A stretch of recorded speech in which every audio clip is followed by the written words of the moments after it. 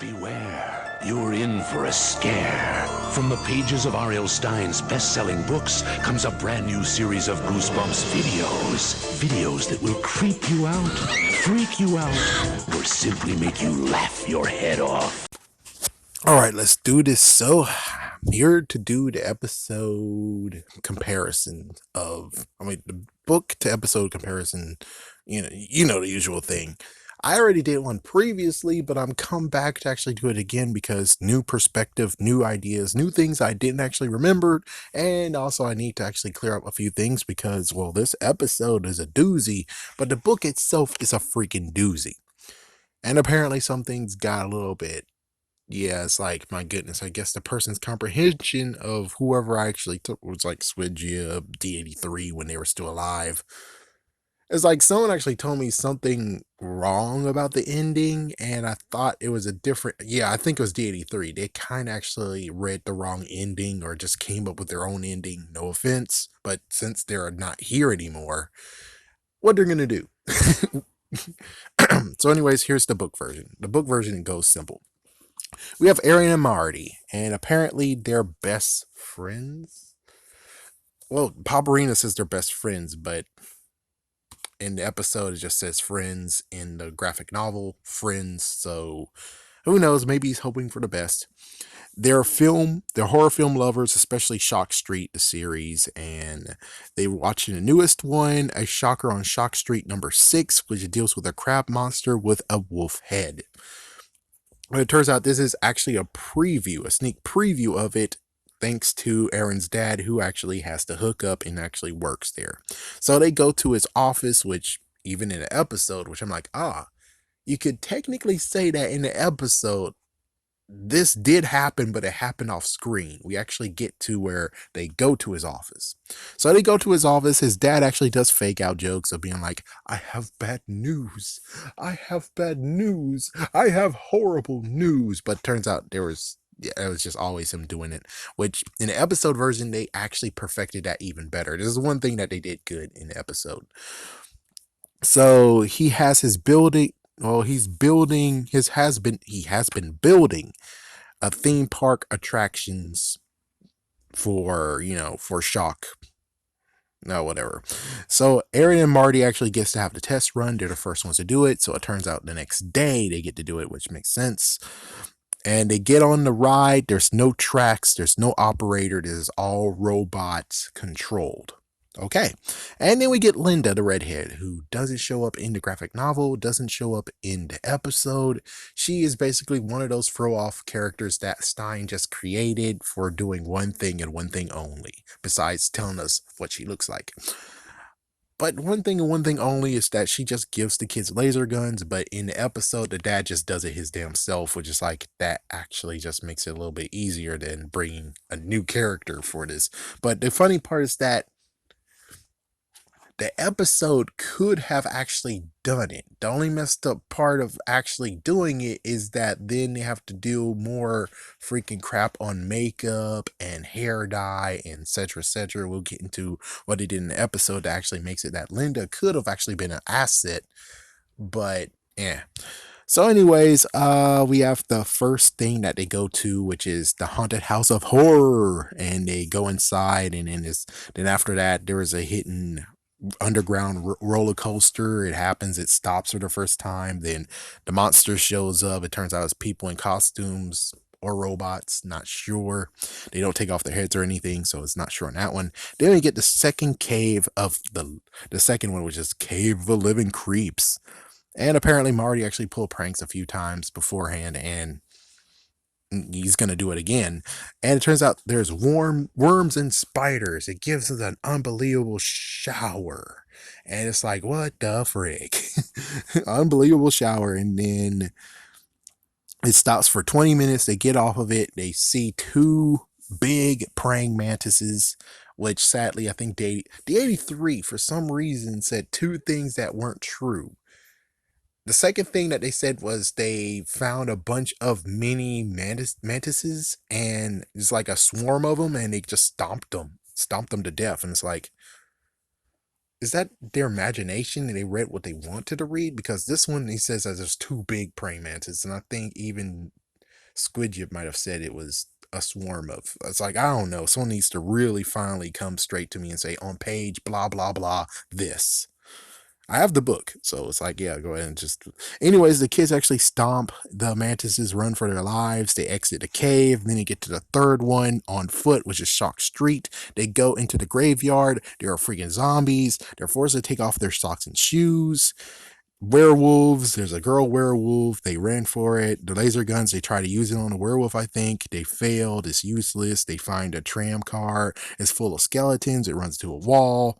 They find there's a film crew, and it's like, surprise, we were filming a new movie. What the frick? And it's like, yeah, the house of shock is the way out. And it turns out that the freaking all of them have freaking plugs on the back of their backs.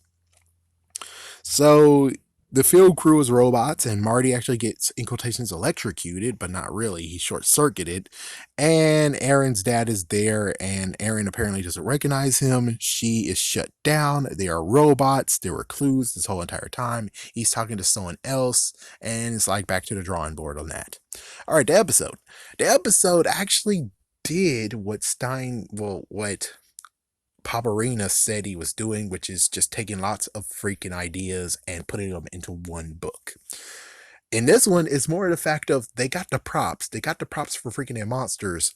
Let's use the damn props. Let's not make new. We'll just use the props that we have. There's some new ones, but there's also some props that most likely the props they just bought somewhere else, or there's people who did props and they're like, oh, you can use our props that I have in our house and stuff like that. But we see like 3 masks for the haunted mask. We see the second haunted mask, and we see the 2 masks that we saw in the first episode of that. We saw the hand and also the face of werewolf skin. We see the mummy from Don't Wake the Mummy. There's like lots of freaking stuff here that's like, wow, if you actually really want to have a good scavenger hunt, this is the episode for you. So, like I said, there's an office sneak in. There's some Goosebumps props, like I said. Apparently, piranha people, electric, eel woman, new ones than the ones that were previously told in the book. The dad actually decides to pull a prank and control some props, basically the werewolf head and also the hand. My gosh, the head was moving, and hand grabbed like as if it was freaking damn Charles Lee Ray, that bastard. Then we got Totonator, Snakehead, and Snakehead. No, Totonator is what happens next. It's like, yeah, the one that's gonna get shot in the laser soon. So yeah, apparently this is his children, this is his world. He gets to scare kids for a living. It's like, pretty sure you might have took quotes from R.L. Stine himself. Whatever. Anyways, there's one room that we don't know, but of course we find out later that that room actually is the room full of technicians and stuff, even though it's like, I'm going to set that for another video. Yeah, I'm going to start using that for another video because I do need to talk about this episode version on its own video. Needs that. So anyways, yeah, flashing one, keep out. Aaron got scolded for that. The dad actually shows the tram car, and he shows Shock Studios tour ride. Shock Studios. So the 2 are chosen. She mentions his mom, about her mom, and it's like, she did it in the book. She didn't do it in the. She didn't do it. Yeah, so she did it in the episode. She did it in the book. She didn't do it in the graphic novel. Note. So, and he's like, no, even though she's like, but mom loves scary rides. And he's like, no, definitely not. It'll just be you two, no parents, no adults. So the next day, allegedly, I'll say next day, the skeleton from Horrorland is on the tram car. I'm pretty sure that is. And then it's like, stay in the tram no matter what. And then that gives them the lasers and is like some sign that says trouble. And it's like, what kind of trouble? It's like, apparently Aaron is very, very cautious, not to mention now looking at it, it's like she got pretty damn annoying. And it's kind of funny that this is the same person that I think she's going to be in another video, another episode, but only also, it's like also she actually was in Animorphs 2. She was actually played as Rachel. She was playing as Rachel. Oh yeah, she does show up somewhere. She shows up in another one. I think no, never mind. But she does show up in another episode, I think. But anyways, so the hands. So first we got lots of hands grabbing on them. What the frick? Then we got flames out of nowhere. What the frick? And then the tram car stops, and then we get to see an execution of Freddy. not Freddy Krueger, but some weird dude named Freddy. You get to see execution. It's like, how the frick does this just, the book is like, yeah, but the book doesn't say much. It's just saying that, oh, worms go down on them. And it's like the book doesn't have anything that actually is like, this is what happened in that thing. It's just like, oh, we go into this room and oh, we go into this room. This one, they basically just made it like a freaking hall of horrors, technically, even though they don't have any names of the anyone.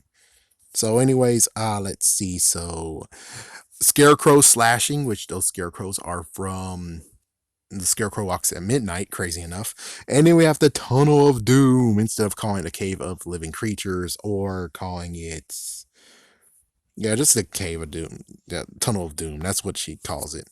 And well, the tram stops. Marty actually wants to leave. He tries to. There's an alarm saying, stay in the tram at all times. Stay in the tram at all times. Like, shut up, lady.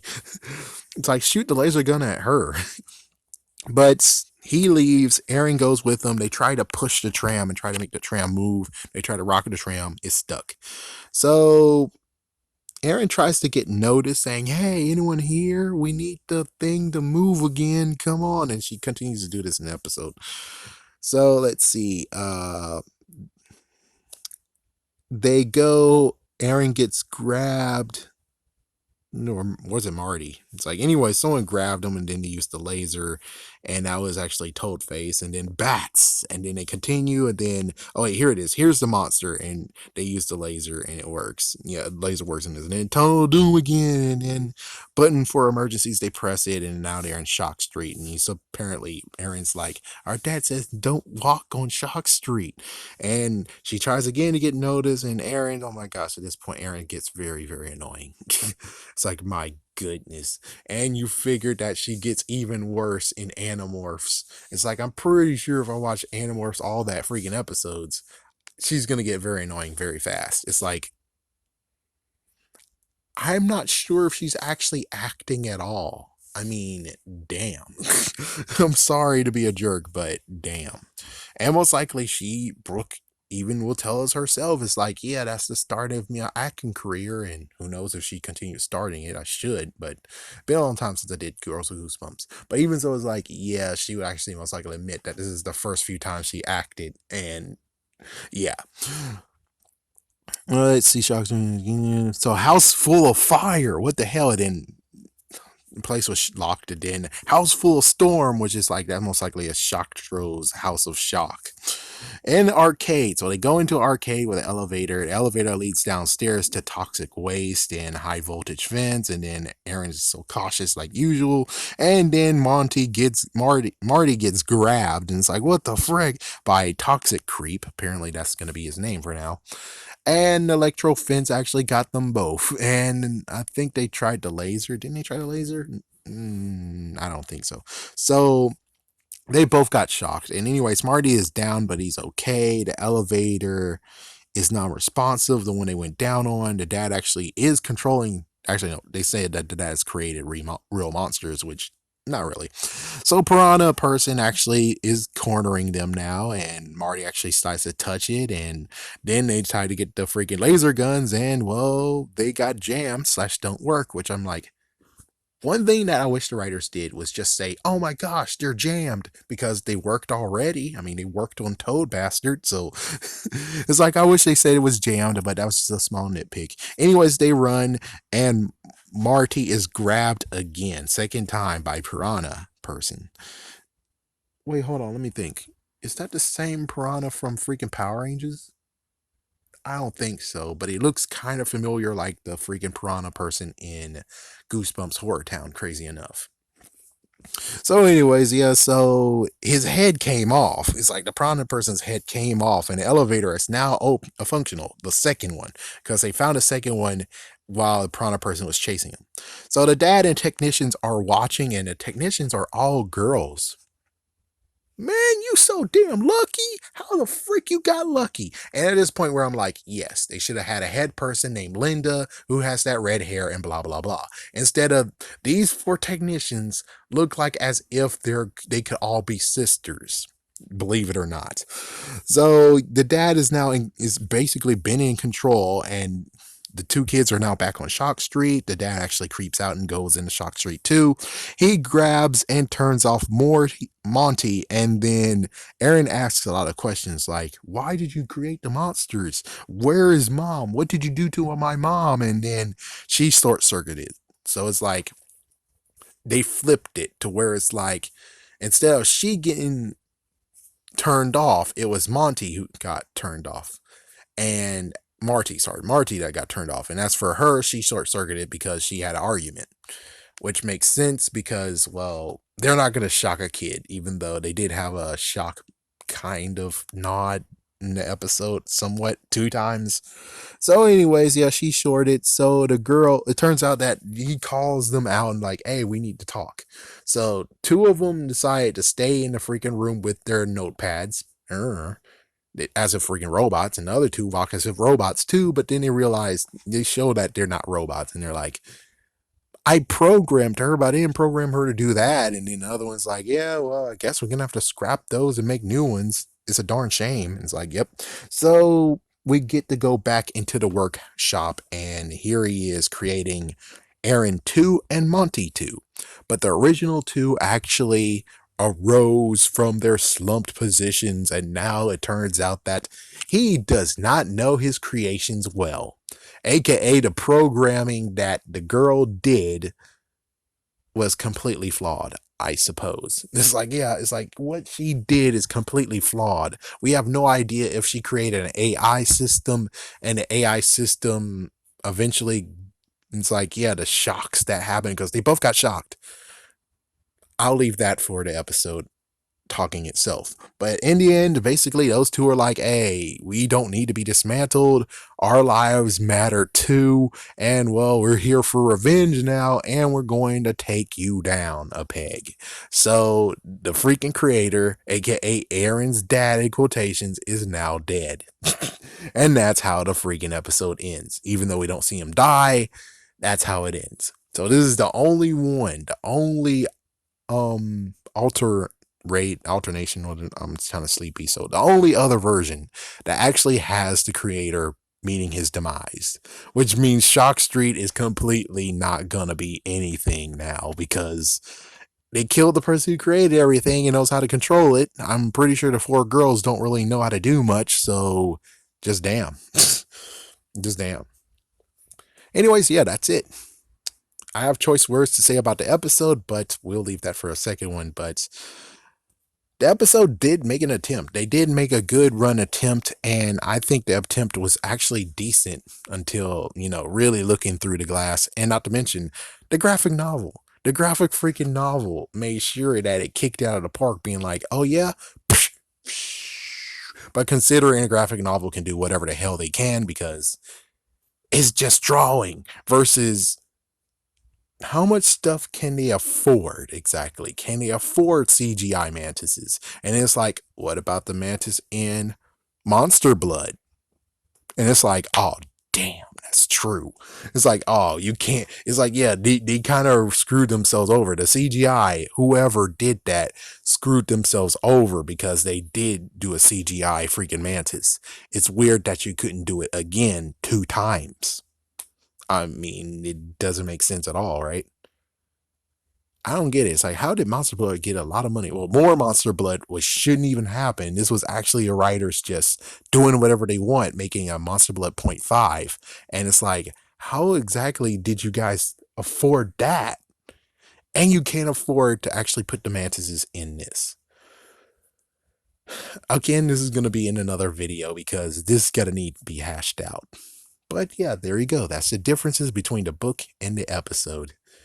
Stay tuned where I actually go for the episode itself because this one deserves to actually be ripped apart. Not going to rip it apart. I'm just going to say things that the freaking whoever's part of CGI and everything, their choices in the matter. I mean, yes, the writers, but the writers have to deal with the freaking cost of everything. Have a scary day, have a scary night. Let's get on with the other one. See it very soon. Yeah, click on it.